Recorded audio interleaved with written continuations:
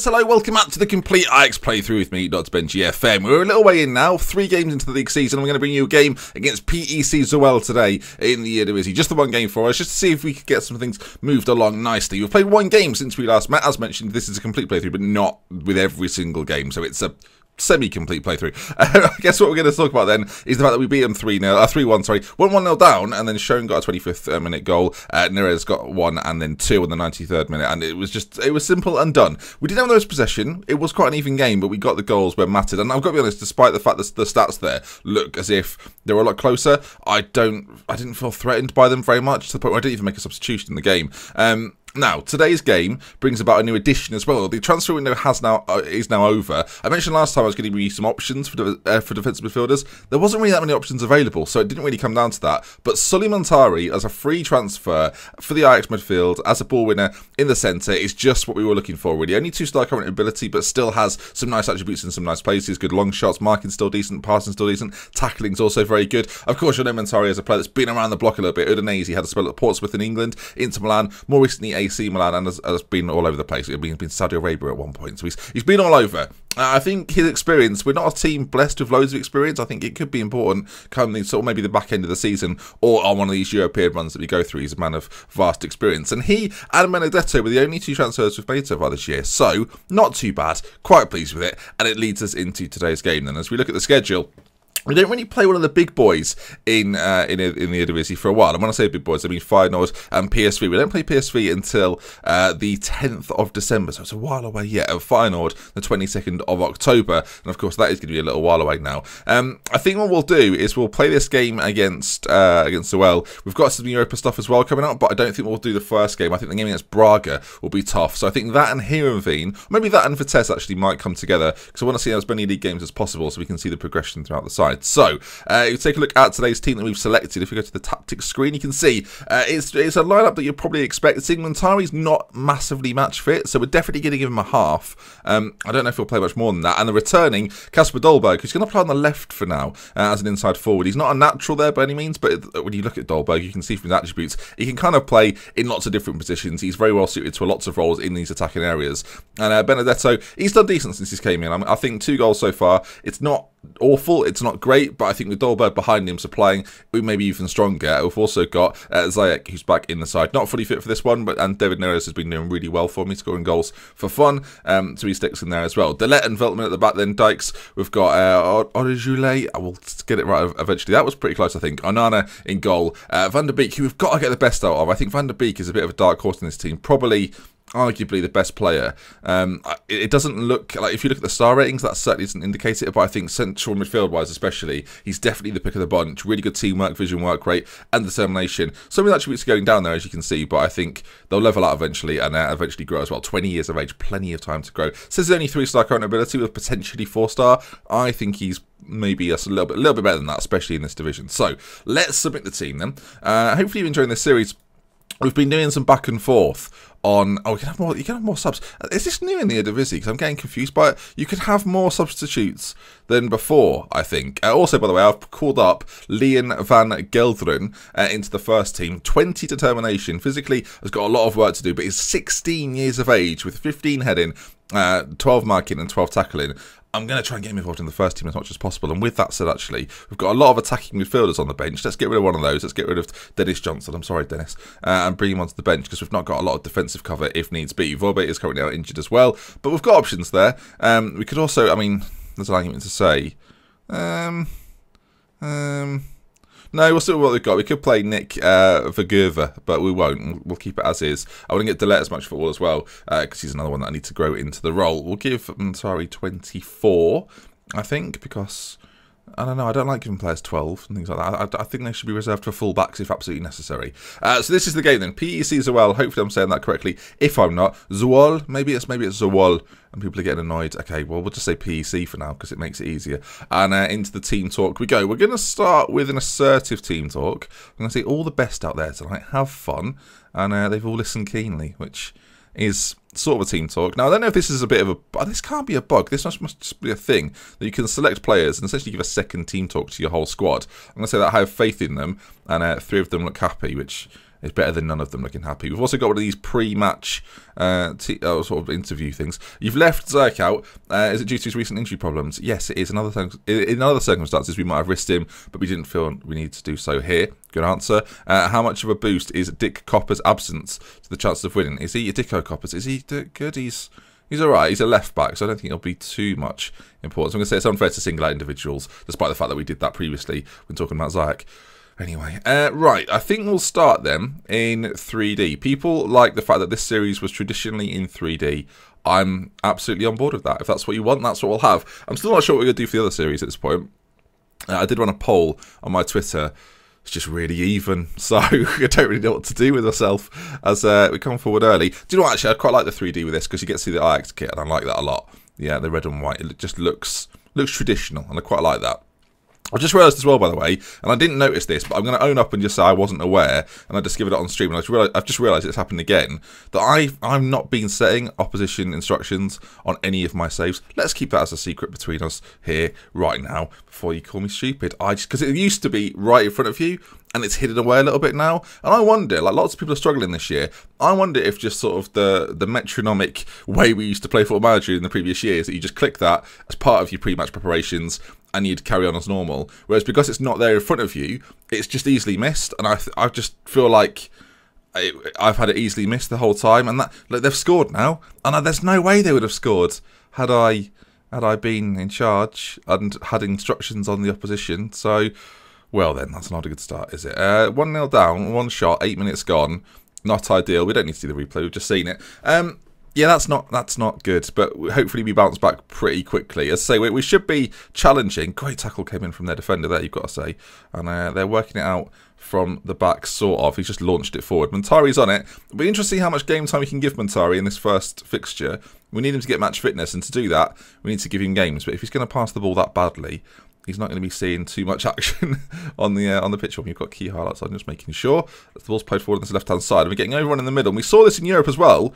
From the Finnish side, they created a lot of problems for us down the centre of the pitch. I do hope Delet's not the problem in that situation, as Onana's launches it forward, and Dolberg, but great to have him back in the side, finds Van der Beek, and we're working something nicely here. Schoen's got a little bit of space in front of him. Benedetto finds Dolberg in a dangerous area. He's back in the team, and he's back in the goals. I think sooner rather than later, we'll probably get him back as the centre forward, and Benedetto might play more in the Europa League, I'm not sure, but we've got to try and give game time to Dolberg. He's a really, really good player. Great prospect. I imagine a lot of... If you're a big club in Europe this year, I think he'll be one of the strikers that people gravitate towards, because I think progression-wise, he probably gets very, very good. With Ajax having such a good year in the Europa League last season, I suspect a lot of these Ajax players actually will be... Not only are they highly rated and have high potential, but I think if you're looking for players in certain areas, especially at like sort of 22, 23 years of age, where you can still grow the player up to like 28, 29, or sell him on for like massive money, Ajax players, and maybe Dutch players in general, actually, there's a bit of a premium on them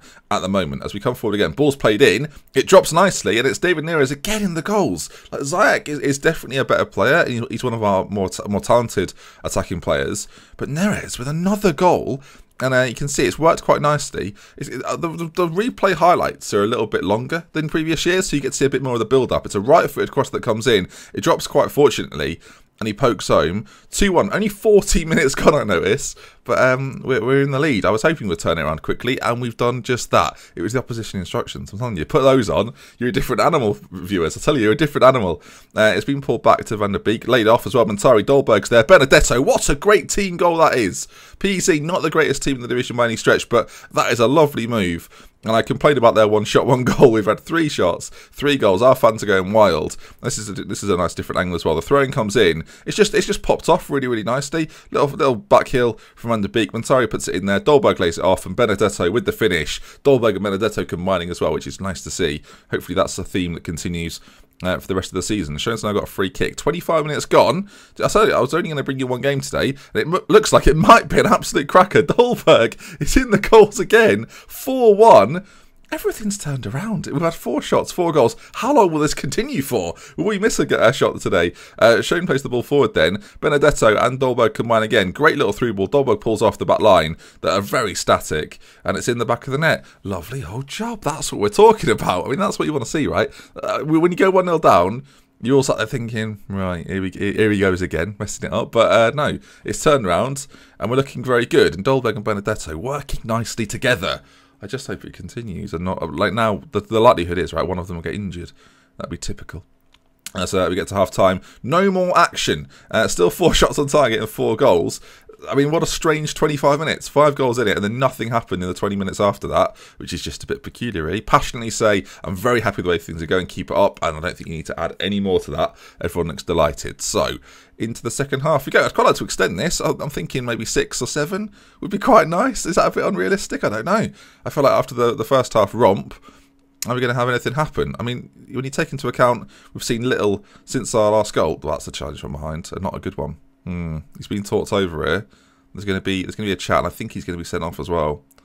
He is going to be sent off. Oh, their day goes from bad to worse. What a disappointment. Steph Nijland, I think you'd say it, is off, and yeah, still 4-1 up. And now with 10 men, you want us to put a bit more emphasis on goal scoring, you'd think, right? 40 minutes to go. Sorry, 40 minutes to go? 40 minutes to go? No, 35 minutes to go. Maths. Neres goes forward, shot and goal straight at the goalkeeper. And then we're already getting to this point now. We've got Europa League games coming up. Is it worth resting a few players for that? Or do we want to keep our strongest lineup out there and get an extra goal? It's a bit of an in-between, really. But at 4-1, you'd not expect 10 men as well. They're definitely not going to come back as we come forward again. Some nice football. I should say, I do think the 3D engine is much improved this year. There's still a few tweaks with it. We're still on a beta. Lovely little turn out to Dolberg on that side, who heads into the back of the net. I love the way the goals move as well, I must say. And there we are then, 5-1. Kasper Dolberg making it look easy. His arms are up and down. He's absolutely loving it. And a really smart move from us. You can see involved again. That's what I like about it. Outside of the foot pass to this right side, Neres with a fancy turn, almost needless. And then Dolberg, who sets up the move really, finishes it off too. Great movement off the ball. And at 5-1, I think we can all agree that is going to be that. Dolberg with a hat-trick from the inside forward role. We talked about moving him. I think if he's going to be this prolific in that area, then why would we change it, in all honesty? Do we want to make some changes? I think we probably do. I think Dolberg, he's had an injury. We should probably take him off. We'll put Zayk on the other side for a change. Put him as that inside forward role. And Schoen can come off as well. For a rest, we'll bring Nuri on as his replacement even. Right then, carrying on. I was going to bring Montari off, but if we can give him a full game, I mean, he's not been massively tested so far. There's what, 25 minutes left to go? So I don't think they'll come back into this. As the strike comes in, whew, that was a bit vicious, wasn't it? It's funny, we've had a few games like this. The game that we had before this one, like if you look at the stats, you'd say this is a really even game. Are you serious, game? Are you? He's been sent off. It's 2 yellow cards. Well, that is infuriating. No, he's certainly not a ball winner by any stretch. If we put him as an advanced playmaker, we can play that central midfield role quite well. Both teams are now down to 10, and the spectacle of the game has somewhat been ruined by I wouldn't say the officiating, just some daft decisions. 2 red cards after bookings across the board. Not ideal, as the ball's whipped in and he's completely open, and eventually we get it clear. I do need to work on corners. I think we might even dedicate a bit of an episode to corners soon. If we have a corner crisis, then I think we will dedicate an episode just to sort of look at. We'll have a game as well, but we'll kick off things by talking about the corners, because people are saying the default set pieces are like piss poor essentially. So we're gonna have to have a look and see if we can improve it. 5 minutes left to go though. It's been because we're only playing one game. I know we talked through a few transfer bits and bobs. Another really good chance. PEC have had some really good opportunities, but they're just not in the lead. We've been attacking the whole game. We've got our 5 goals. And look, if you looked at the match stats, you'd say, "God, he's been dominated there." But really, we've just been really clinical, and the chances we have created, we've finished off. I guess partly that's not necessarily a good thing, because that won't always be the case. You won't always finish off every chance you get. But with Kasper Dolberg in the side, you fancy your chances, as this looks like it's going to be the end. 3 seconds to go. I can't imagine they're going to be given much chance. And there we are then. Ajax 5, PEC 1. It follows up from our 3-1 win last time out against VVV. Passionately said, nice victory, well done boys, and they really like that. Good stuff. End the team talk. I think that's going to be it then. We do play Astra in the Europa League. We're not going to do that one. As I say, we're going to be Braga next time with a league game alongside that as well. I think that's what we should be looking forward to. Post-match, that would put us atop. Oh, okay, goal difference-wise, that's been really good for us. We've gone top of the table, above finals. PSV have got a game in hand, so if they win that comfortably, they'll probably leapfrog us. You can see there, David Neres up there, 8.43. Wasn't a player that I expected to play on that right-hand side, but the Brazilian, who has come from, SP, is that Sao Paulo? I assume that's Sao Paulo. Looking really good, and hopefully this can continue. 4 goals, 2 assists, and 2 man of the matches for him. I guess we'll see how he does throughout the rest of the season. We've got a lot of attacking players, and that obviously encourages the players that are playing to do that bit more, and so far, so good. So, that is going to bring us to the end. Next time then, as mentioned, we're going to bring you the Vitesse and the Braga games. We'll see how we get on in those. So, if you enjoyed the video, please do leave a like. If you want to see some more, subscribe to the channel, and we'll love with care from me to mention. Until next time, goodbye. That was poetic, Ben. Well done.